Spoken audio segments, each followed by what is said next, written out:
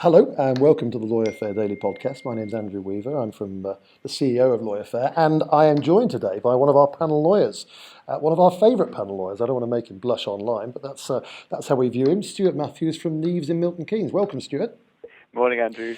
Thank you very much for joining us. Now, as you know, I've got a bit of a passion for M&A, for buying and selling businesses, just because of my background.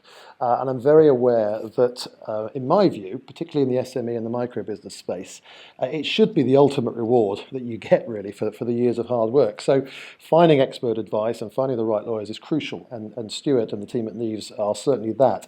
And Stuart has very kindly come online this morning to kind of go through some headlines of classic mistakes that business owners make when they're trying to sell a business, Stuart. Just give us a bit of a guide to your view on where people sometimes get it wrong. It depends really on the size of business that we're talking about, but one of the first things that any business owner needs to make sure is right is that the business works without them.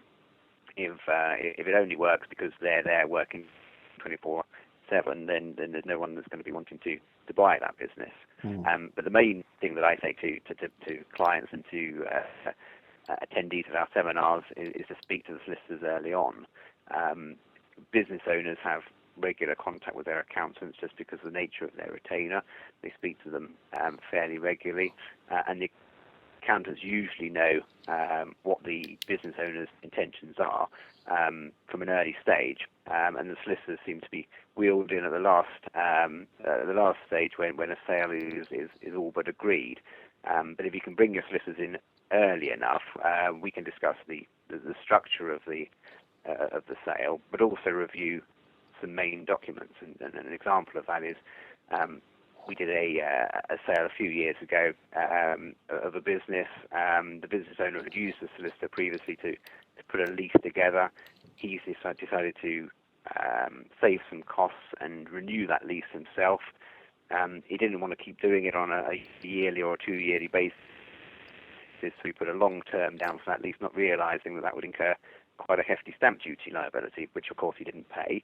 He then comes to sell his business. Buyer solicitors spot this and want that backdated stamp duty to be paid, including the fines and the interest. So if he had have instructed us at an early stage, we could have picked up on those points and perhaps addressed them and surrendered that lease or done something about it before the buyer solicitors became aware of it.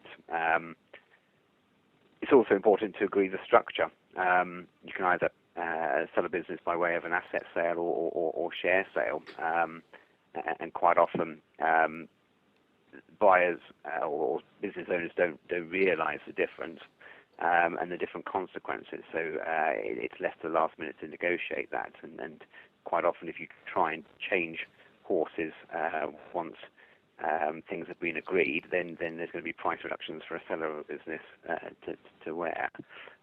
But the main big thing that business owners don't appreciate when they're selling their business is the extent of the legal due diligence process. They completely underestimate the amount of information that a buyer solicitor will want from them.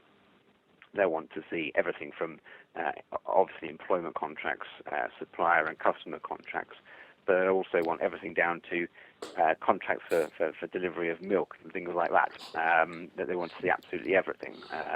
And one of my clients summarised that quite nicely to me a few years ago by saying to me at the end of a very lengthy due diligence process that other than dropping her trousers, the buyer's now seen absolutely everything in this transaction.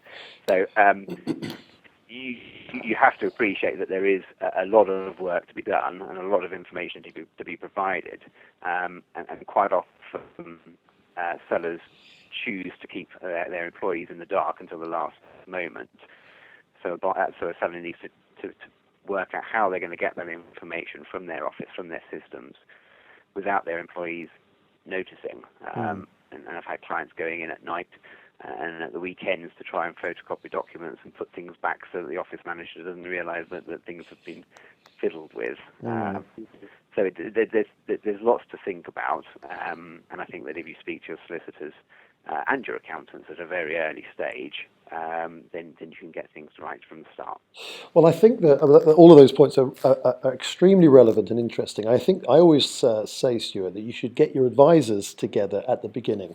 And that's everybody. That can be the tax advisor, the accountant, the solicitor, and just sit them around a table and say, right, what have I got to get ready and prepared properly? Because one of the things that I find, and I'm sure you share this view, is that it's tough to get a buyer, particularly for smaller businesses. It's tough to get deals to sell a smaller business.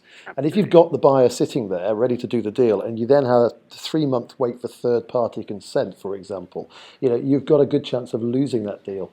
So I'm really interested in the legal DD in particular, because I think if you can kind of view doing it as upfront due diligence, that initial meeting, that initial understanding of what paperwork you need, whether it be contracts for the delivery of milk. I've never heard of that before, but whatever it is, I think if you get that sorted at the beginning, you have a much better chance of negotiating any deal breakers at the end.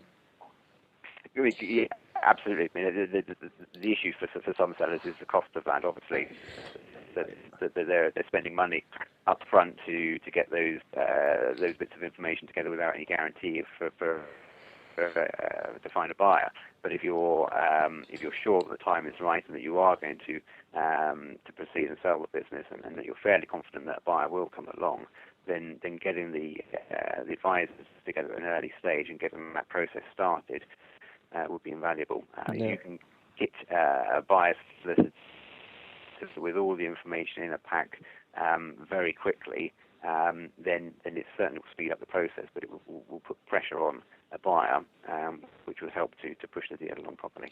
No, absolutely, and I think my final view on that is the cost obviously is relevant, but I think the cost of just sitting down for an hour with your selected team of advisors will eliminate a lot of the worry and concerns that can emerge from a process. And at the end of the day, most business owners sell their business once, whereas a team like Neves have sold multiple businesses. So I think all of those points are fantastic, but I do think getting the team of advisors in place early and having an initial chat with them is absolutely crucial.